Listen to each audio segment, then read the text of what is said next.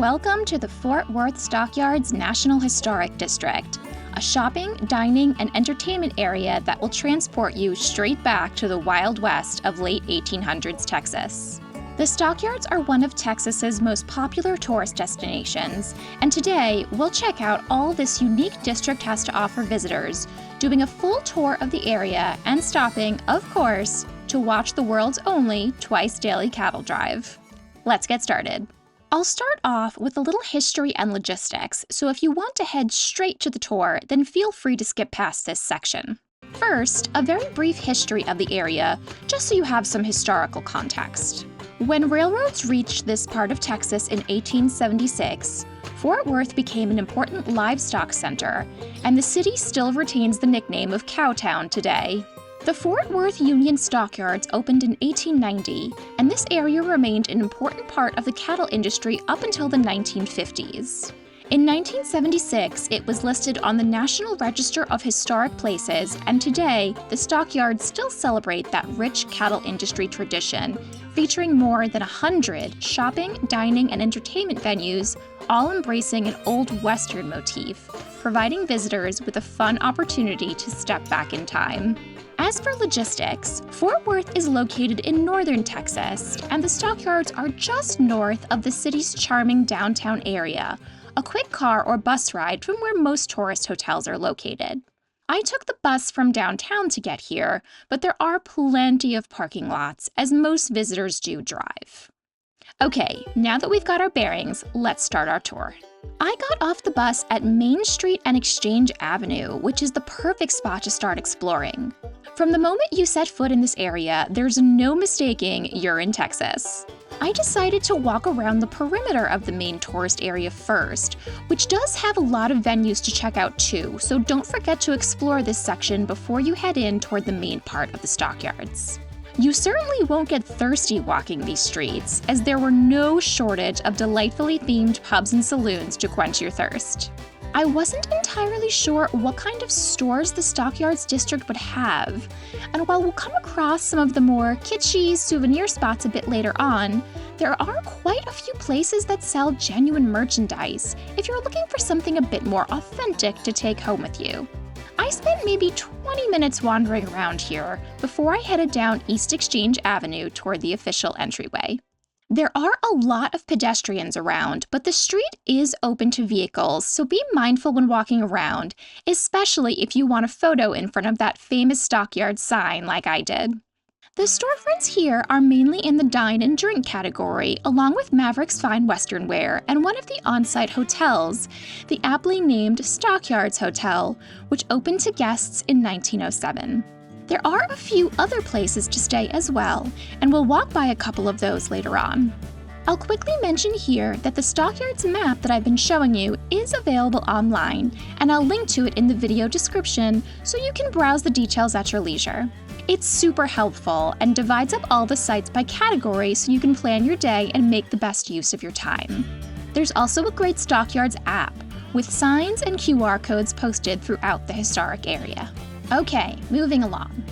This first little train-themed beverage stand wasn't open when I walked by. I think it might actually just be a cute decoration, but you'll see as we go that there are a ton of grab-and-go drink places. You're never very far from a cold beer or a chilled cocktail, which can be very refreshing when walking around outside in the Texas heat. I was here in June and it was toasty outside. There are some trees, but not enough shade to really make an impact. A hat, glasses, and a water bottle are a must. There are a couple of attractions down this side street, the John Wayne Museum and the Texas Cowboy Hall of Fame, but I headed next into the Cowotwn Coliseum. At first, I assumed it would be closed unless you were attending a ticketed event, but it's open to the public when events are not being held. You can just walk right in. I've never been to an indoor rodeo theater before, so I found this fascinating and spent a fair bit of time wandering through it. It's one of the most historic buildings in Fort Worth, dating back to 1908, and it's currently home to the world's only year-round rodeo. How very Texas. There is something truly charming about being in old stadiums, and this is certainly the oldest one I've ever set foot in. They've got a great historical timeline on the wall of the Coliseum's storied past, so you can trace its path from the early 1900s all the way up to today.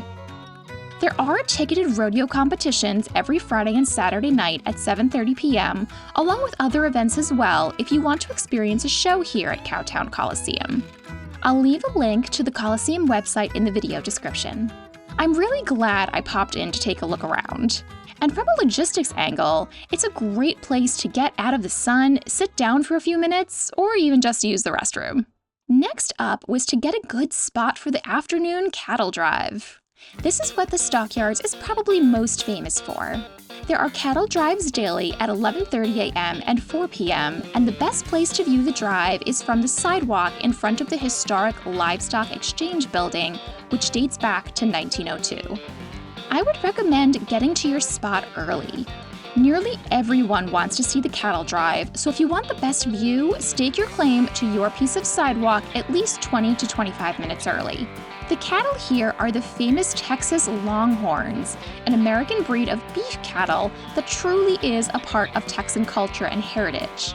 If you follow college sports, you may recognize them as representing the University of Texas. The horns can span over 6 feet from tip to tip, and all aspects of the cattle drive, such as the saddles and chaps and boots, are as authentic and historically accurate as possible.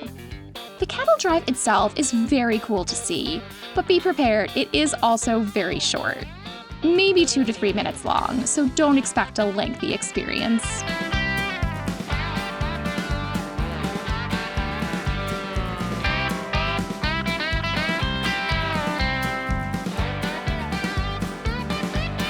The herd can be viewed before or after the cattle drive in their pens behind the Livestock Exchange building, and there are also a few of the kinder ones out and about who are willing to pose for photos. So don't worry if you happen to miss the cattle drives, you'll come across a longhorn at some point.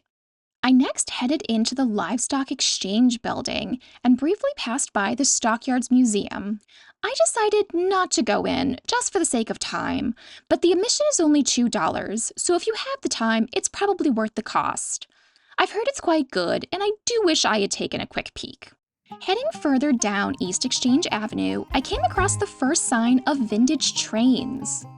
I've become a bit of a train nerd in recent years, so I was pretty intrigued by the Grapevine vintage railroad offerings, and really started to regret that I hadn't researched this earlier so I could have gone for a ride.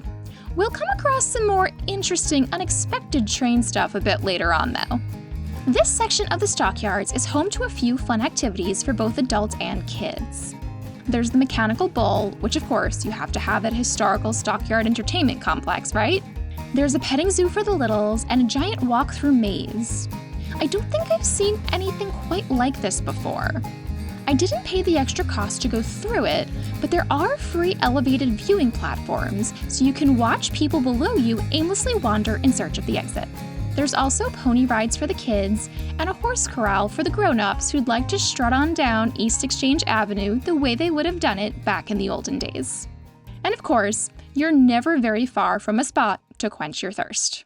On this end of the Stockyards, you'll find the second big sign, Stockyards Station, which marks the end of the historic area.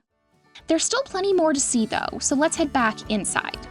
Across from the maze and mechanical bull and petting zoo area is Stockyards Station, a mostly indoor shopping and dining area that, as we will see shortly, is also quite literally a station.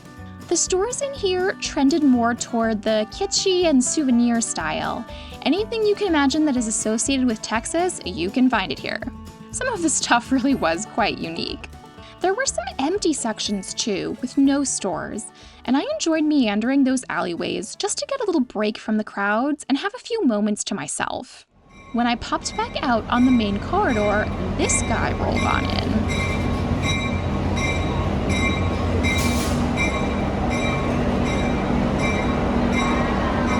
It just did not occur to me that Stockyards Station was still a functional train station. In addition to all the stores and snacks, it's the terminus for the Grapevine Vintage Railway's Trinity River excursion, which is a 45-minute round-trip ride. Being this close to the train was wild. There's no platform, you just walk right past and right in front of it. It wasn't too long before it departed once again, headed back out to the Trinity River. Next time I'm in the area, I am definitely booking myself a ride. After the train spectacle concluded, I continued to explore the rest of Stockyards Station. If you want a wide selection of souvenirs, this definitely is the spot to spend some time. After stopping at the candy store to refuel with some saltwater taffy, I headed back outside to continue my tour. The first thing I stumbled upon happened to be another train, although of a smaller stature. Another cute activity for the kids. If riding horses isn't for you, the area in front of the RFD TV building is the parking spot for horse-driven carriages and Conestoga wagons. And there's also a beautiful freestanding Conestoga wagon for photo ops. It's really easy to get caught up in the food and the drinks and the kitsch of the Stockyards, but there really is a lot of history here too. Behind the wagon and TV building, you'll find another on-site hotel in case your tastes are a bit more modern than the Stockyards Hotel found by the entrance. I headed back toward what is really the heart of the Stockyards, the courtyard in front of the Livestock Exchange building. All of those cute little drink stands were starting to look really appealing by this point in the hot Texas afternoon sun. The courtyard is a nice little community space to hang out, with games and drinks, small stages for live music, and some shady spots to sit. The stores and restaurants on the opposite side of the courtyard have much more modern facades, but are definitely worth exploring as well. It was at this point in the day that I completely ran out of fuel and ended up eating at a very un-Texan burger joint, the New York City-based Shake Shack. I had one more section of the Stockyards to explore, Mule Alley. It didn't look very big on the map, but I ended up getting lost in the nooks and passageways and spent a decent amount of time wandering around down here.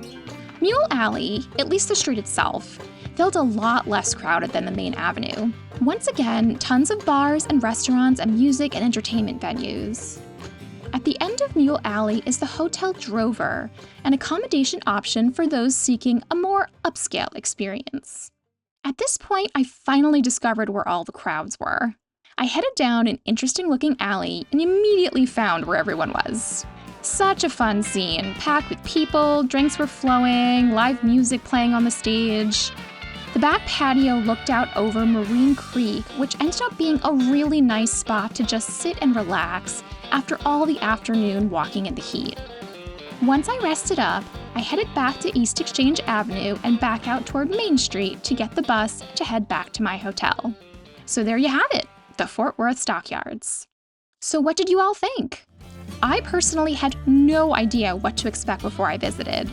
I'd heard a lot of good things about this place from prior visits to Fort Worth, but I didn't really know what I was walking into.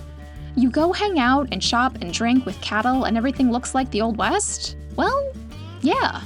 The Stockyards is a little bit of food, a little bit of drink, a little bit of shop, a little bit of live music, a little bit of family fun, a lot of bit of cattle, and a ton of Old West history. There's so much more to do here than what I mentioned, too. I only had a few hours, so I decided to just take myself on a walking tour of the area. But there's so much to experience, so definitely check out their website before you go so you don't miss out on anything. Thanks for joining me today at the Stockyards. If you enjoyed this video, please give it a like as it really helps, and don't forget to subscribe to join me on future adventures. If you like experiences with some cool history to them, then check out one of my videos from the playlist above. Hope to see you again soon. Bye!